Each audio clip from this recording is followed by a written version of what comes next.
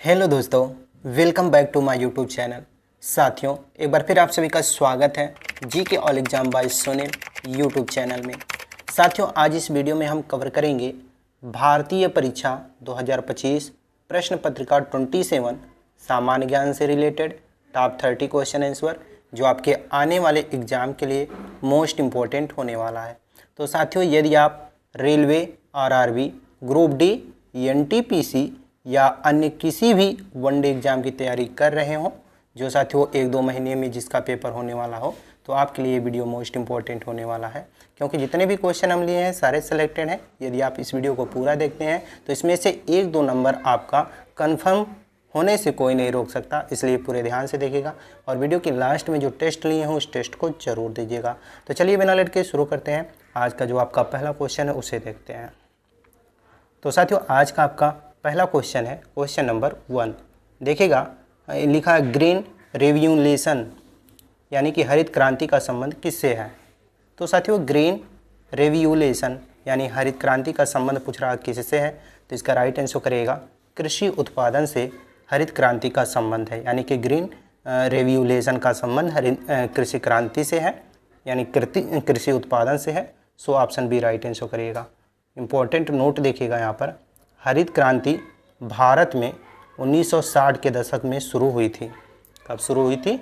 1960 के दशक में, याद रखिएगा, जिसमें गेहूं और चावल की पैदावार में बहुत वृद्धि हुई थी। यानी कि जब 1960 के दशक में हरित क्रांति की शुरुआत हुई थी तो उस समय गेहूं और चावल की पैदावार में बहुत अधिक वृद्धि हुई थी। तो ध्यान रखिएगा, ऑप्शन बी आपका राइट आंसर होगा। क्वेश्चन नंबर 2, धालो कहाँ का एक लोकप्रिय नृत्य है? ये आपका क्वेश्चन और इसका राइट आंसर करिएगा साथियों। धालो जो है वो साथियों गोवा राज्य का एक धार्मिक लोक नृत्य है। So option number B right answer करिएगा, गोवा। इंपॉर्टेंट पॉइंट देखिएगा, यानी कि यहाँ पर राज्य दिया है और लोक नृत्य दिया है। तो गोवा राज्य का धालो जो है साथियों ये धार्मिक लोक नृत्य है, और अरुणाचल प्रदेश का छालो लोक नृत्य है, और मणिपुर का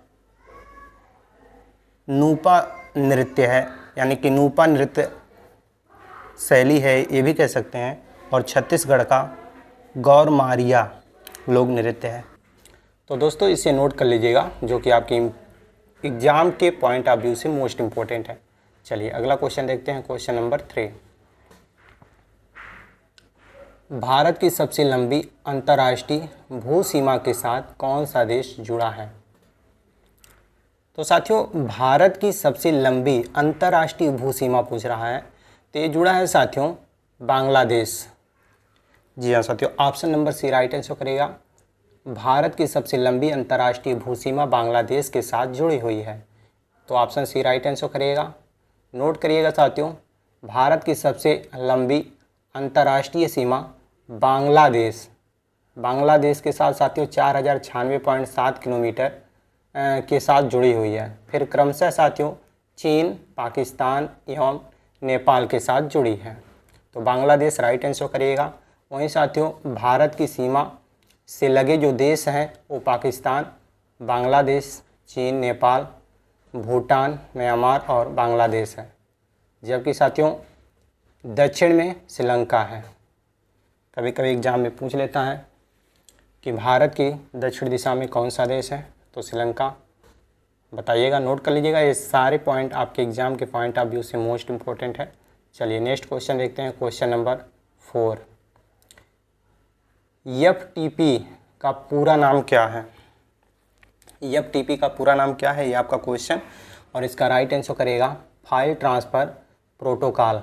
एफटीपी का पूरा नाम है, नोट करिएगा, एफटीपी यानी कि इसका पूरा नाम है फाइल ट्रांसफ़र प्रोटोकॉल। यह एक एप्लीकेशन लेयर प्रोटोकॉल है। यह एक फाइल को कंप्यूटर से दूसरे कंप्यूटर में ट्रांसफ़र करता है, यानी कि यह एक फ़ाइल को दूसरे फाइल में कंप्यूटर के साथ ट्रांसफ़र करता है, या तो ये कह सकते हैं ये एक फ़ाइल को जो कंप्यूटर के माध्यम से दूसरे में ट्रांसफ़र करता है। और ये जो एफटीपी है ये प्रोटोकॉल की मदद से सर्वर से फाइल को एक्सेस कर डाउनलोड भी इसी से किया जाता है। तो मेन रूप से आपका जो इम्पोर्टेंट है यही है कि पूछे कि EFTP क्या है, तो बताइएगा फाइल ट्रांसफ़र प्रोटोकॉल। चलिए नेक्स्ट क्वेश्चन देखते हैं, क्वेश्चन नंबर 5। सबसे पूर्वी अरुणाचल प्रदेश में सूर्योदय, सबसे पश्चिम गुजरात में सूर्योदय कितने घंटे पहले होता है? तो देखिएगा सबसे पूर्वी में अरुणाचल प्रदेश में जो सूर्योदय होता है और सबसे पश्चिम गुजरात में जो सूर्योदय होता है, इन दोनों के समयांतराल जो है वो लगभग 2 घंटे का समयांतराल है। तो ऑप्शन बी राइट आंसर करिएगा। नोट करिएगा सबसे पूर्वी राज्य अरुणाचल प्रदेश में सूर्योदय और पश्चिम राज्य गुजरात के मध्य 2 घंटों का अंतराल है। तो ध्यान रखिएगा ऑप्शन बी आपका राइट आंसर होगा। नेक्स्ट क्वेश्चन है हरिश्चरित का लेखक कौन है? ये आपका क्वेश्चन और इसका राइट आंसर करिएगा बाणभट्ट हरिश्चरित के लेखक हैं। सो ऑप्शन डी राइट आंसर करिएगा। नोट करिएगा कालिदास। कालिदास का रचना है अभिज्ञान शकुंतलम, मेघदूत, रघुवंशम, कुमार संभवम और मालवी काग्निमित्रम और ऋतुसंहार। ये इतना है कालिदास की प्रमुख रचनाएं जो आपके एग्जाम में पूछे जाते हैं। वहीं पाणिनि का है अष्टाध्यायी, कलहड़ का है राजतरंगिणी कई बार पूछा गया प्रश्न है, तो याद रखिएगा इसको, ये इम्पोर्टेंट पॉइंट है। और बाणभट्ट का तो हर्षचरित पूछा ही है और कादम्बरी भी बाणभट्ट की रचना है, तो इनको याद रखिएगा। साथियों अगर अभी तक आप क्लास को लाइक और चैनल को सब्सक्राइब नहीं किए हैं तो प्लीज़ क्लास को लाइक और चैनल को सब्सक्राइब कर लीजिए। और PDF की ज़रूरत हो तो आप व्हाट्सएप पर हमसे संपर्क कर सकते हैं, जहां से आप अपना PDF भी परचेज कर सकते हैं।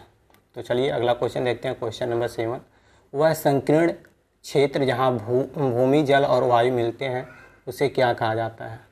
तो जहां भूमि जल और वायु मिलते हैं उसे क्या कहा जाता है, ये क्वेश्चन पूछ रहा है। इम्पोर्टेंट पॉइंट है और इसका राइट आंसर करिएगा जयमंडल, यानी कि option number C right answer करिएगा। नेक्स्ट क्वेश्चन है लॉर्ड क्लाइव भारत से इंग्लैंड अंततः कब लौटा? तो साथियों लॉर्ड क्लाइव जो था वो भारत से इंग्लैंड कब लौटा ये पूछ रहा है, तो राइट आंसर करिएगा 1767 में लॉर्ड क्लाइव भारत से इंग्लैंड लौटा था। ऑप्शन नंबर सी इसका भी राइट आंसर करिएगा। नेक्स्ट क्वेश्चन है क्वेश्चन नंबर 9। खजुराहो का भव्य मंदिर किन शासकों द्वारा बनाया गया था?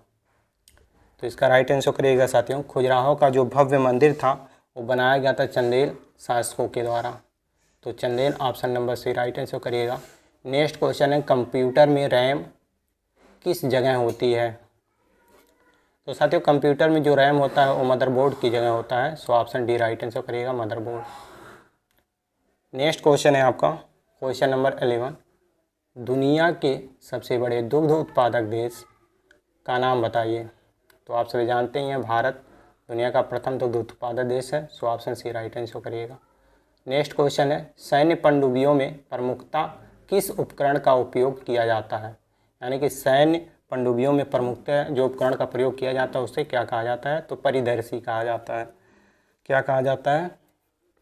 परिदर्शी। So option D right answer करिएगा। नेक्स्ट क्वेश्चन है क्वेश्चन नंबर 13। भारतीय राष्ट्रीय कांग्रेस के प्रथम मुस्लिम अध्यक्ष कौन थे? तो आप सभी जानते हैं साथियों बदरुद्दीन तैयब जो थे वो भारतीय राष्ट्रीय कांग्रेस के प्रथम, यहाँ पर देखिएगा प्रथम मुस्लिम अध्यक्ष थे। So option D right answer करिएगा बदरुद्दीन तैयब। नेक्स्ट क्वेश्चन है रानी पद्मावती का संबंध किस शहर से है? तो आप सभी इससे तो भूल ही नहीं सकते इस क्वेश्चन को, ये चित्तौड़ से इनका संबंध है। तो रानी पद्मावती का संबंध चित्तौड़ से है। So option C right answer करिएगा। नेक्स्ट क्वेश्चन है क्वेश्चन नंबर 15। क्लोरोफ्लोरोकार्बन से निकलने वाली कौन सी गैस ओजोन परत के लिए हानिकारक है? ये आपका क्वेश्चन और वेरी इंपॉर्टेंट क्वेश्चन है आपके एग्जाम के पॉइंट ऑफ व्यू से।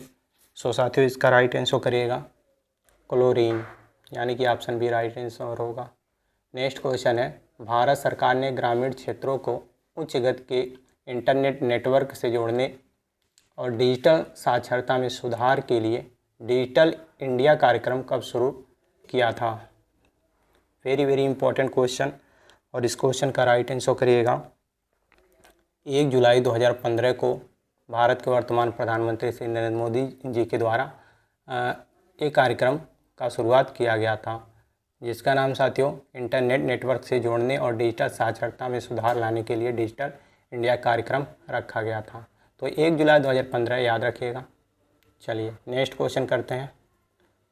क्वेश्चन नंबर 17, निम्नलिखित में से कौन सा भारतीय संसद का हिस्सा नहीं है, यानी कि इनमें से कौन सा है जो भारतीय संसद का हिस्सा नहीं है। तो राष्ट्रपति भारतीय संसद का हिस्सा है, लोकसभा भारतीय संसद का हिस्सा है, राज्यसभा भी हिस्सा है, जबकि विधान परिषद जो है ये भारतीय संसद का हिस्सा नहीं है। तो ऑप्शन सी आपका राइट आंसर होगा, क्योंकि यहाँ पर पूछा है नहीं है, तो भारतीय विधान परिषद नहीं है। ऑप्शन सी राइट आंसर करिएगा। नेक्स्ट क्वेश्चन है 18, भारत का राष्ट्रीय राजमार्ग 3 किस राज्य में स्थित है, बताइएगा। भारत का राष्ट्रीय राजमार्ग जो 3 है वो किस राज्य में स्थित है। तो केरल राज्य, option number C right answer करिएगा, केरल। नेक्स्ट क्वेश्चन है क्वेश्चन नंबर 19, उस विकल्प का चयन करें जिसे तीसरे शब्द से वही संबंध है जो दूसरे शब्द से पहले शब्द से है। जैसे चिकित्सा का संबंध रोग से है, तो पुलिस का संबंध किससे होगा, तो पुलिस का संबंध अपराध से होगा। सो ऑप्शन ए राइट आंसर करिएगा, अपराध। चलिए नेक्स्ट क्वेश्चन देखते हैं 20 नंबर, निम्नलिखित में से कौन सरकारी विधेयक को पेश कर सकता है, यानी कि इनमें से कौन है जो सरकारी विधेयक को पेश कर सकता है। 20 नंबर क्वेश्चन है, मोस्ट इम्पोर्टेंट क्वेश्चन है। तो देखिएगा, संसद के किसी भी सदन का जो मंत्री होता है वो सरकारी विधेयक को पेश कर सकता है। तो संसद के किसी भी सदन में जो मंत्री होगा वही कर सकता है। So option D right answer करिएगा। चलिए नेक्स्ट क्वेश्चन देखते हैं। क्वेश्चन नंबर 21, देवी अहिल्याबाई होलकर हवाई अड्डा कहाँ स्थित है। तो साथियों मध्य प्रदेश के इंदौर में स्थित है देवी अहिल्याबाई होलकर हवाई अड्डा। So option C right answer करिएगा, 21 का right answer option C. Next question है 22 नंबर, 1784 में यूरोपियनों द्वारा भारत में पुरातात्विक संबंधित कार्य शुरू करने के साथ साथ एशियाटिक सोसाइटी ऑफ बंगाल गठन किया गया था, जिसके संस्थापक कौन थे। तो साथियों एशियाटिक सोसाइटी ऑफ बंगाल की गठन किसने किया था या उसके संस्थापक कौन थे, क्वेश्चन पूछ रहा है। तो इसका राइट आंसर करेगा William Jones. William Jones Asiatic Society of Bengal के संस्थापक थे। So option D right answer करिएगा। नेक्स्ट क्वेश्चन है आपका 23, भारत का सबसे पुराना व्यापार संघ संगठन कौन सा है। तो साथियों AITUC भारत का सबसे पुराना संघ संगठन है। So option number B right answer करिएगा। सबसे पुराना व्यापार संघ संगठन कौन सा है, AITUC। तो ऑप्शन बी राइट आंसर करिएगा। नेक्स्ट क्वेश्चन है, रमन में मैग्सेस पुरस्कार से सम्मानित होने वालों में से एक हैं, यानी कि इनमें से कौन है जिन्हें रमन मैग्सेस यहाँ पर देखेंगे रमन मैग्सेस पुरस्कार से सम्मानित किया गया था। तो अरविंद केजरीवाल को साथियों मैग्सेस पुरस्कार यानी रमन मैग्सेस पुरस्कार से सम्मानित किया गया था। So option C right answer करिएगा। नेक्स्ट क्वेश्चन है क्वेश्चन नंबर 25, कौन सा राष्ट्रीय राजमार्ग दिल्ली और मुंबई को जोड़ता है। तो साथियों दिल्ली और मुंबई को जोड़ने वाला NH8, जिसका नाम बदलकर अब वर्तमान में NH48 कर दिया गया है, पर इसका पहले नाम था NH8। तो ऑप्शन बी राइट आंसर करिएगा। ऑप्शन में NH8 नहीं दिया रहेगा, NH48 दिया रहेगा, तो उसको राइट आंसर करिएगा। नेक्स्ट क्वेश्चन है क्वेश्चन नंबर 26, भारत का राष्ट्रपति बनने से पहले इनमें से किसे भारत रत्न पुरस्कार से सम्मानित किया गया था। तो डॉक्टर एस राधाकृष्णन को साथियों राष्ट्रपति बनने से पहले भारत रत्न पुरस्कार से सम्मानित किया गया था। तो ऑप्शन बी राइट आंसर करिएगा, यानी कि क्वेश्चन नंबर 26 का भी राइट आंसर ऑप्शन बी होगा। तो चलिए अगला क्वेश्चन देखते हैं। क्वेश्चन नंबर 27, यहाँ पर देखिएगा, GSAT 6A को कहाँ से प्रक्षेपित किया गया था। तो GSAT 6A को साथियों सतीश धवन अंतरिक्ष केंद्र श्रीहरिकोटा से प्रक्षेपित किया गया था। तो ऑप्शन ए राइट आंसर करिएगा, सतीश धवन अंतरिक्ष केंद्र श्रीहरिकोटा। नेक्स्ट क्वेश्चन है question number 28, General Michael O'Dwyer को किस स्वतंत्रता सेनानी ने गोली मारा था? तो उधम सिंह ने साथियों जनरल माइकल डायर को गोली किसने मारा था? उधम सिंह। So option A right answer करिएगा उधम सिंह। नेक्स्ट क्वेश्चन है, प्रधानमंत्री संसद आदर्श ग्राम योजना कब शुरू की गई थी? तो साथियों याद रखिएगा, जब ये प्रश्न पूछा जाए प्रधानमंत्री संसद ग्राम योजना कब शुरू की गई थी, तो राइट आंसर करिएगा 11 अक्टूबर 2014 को प्रधानमंत्री संसद आदर्श ग्राम योजना को शुरुआत की गई थी। So option A right answer करिएगा। नेक्स्ट क्वेश्चन है 30 नंबर, जवाहर ग्राम समृद्धि योजना किस वर्ष शुरू की गई थी? तो साथियों जवाहर ग्राम समृद्धि योजना 1999 में शुरू की गई थी। So option C right answer करिएगा 1999। ये थे 30 क्वेश्चन। अब जो लास्ट में 2 टेस्ट लिए हैं, टेस्ट नंबर पहला है, किस ब्रिटिश प्रधानमंत्री ने क्रिप्स मिशन को भारत भेजा था? ये पहला टेस्ट है, इसका राइट आंसर नीचे कमेंट में बताइए। दूसरा टेस्ट है आपका, उत्तर प्रदेश के वर्तमान मुख्यमंत्री कौन है? और इसका भी राइट आंसर नीचे कमेंट में बताइए। उम्मीद करता हूँ आप लोग अपना टेस्ट ज़रूर देंगे। और ये वीडियो यदि आपको हेल्पफुल लगा हो तो अपने अन्य साथियों के पास शेयर ज़रूर करिए। और यदि आपको PDF की आवश्यकता है तो आप जो डिस्प्ले पर नंबर दिख रहा है इस पर व्हाट्सएप कर सकते हैं, जहां से आपको PDF अवेलेबल करा दिया जाएगा। तो चलिए इसी के साथ मिलते हैं नई वीडियो में। उससे पहले अगर अभी तक आप चैनल को सब्सक्राइब नहीं किए हैं तो प्लीज़ चैनल को सब्सक्राइब करें। धन्यवाद।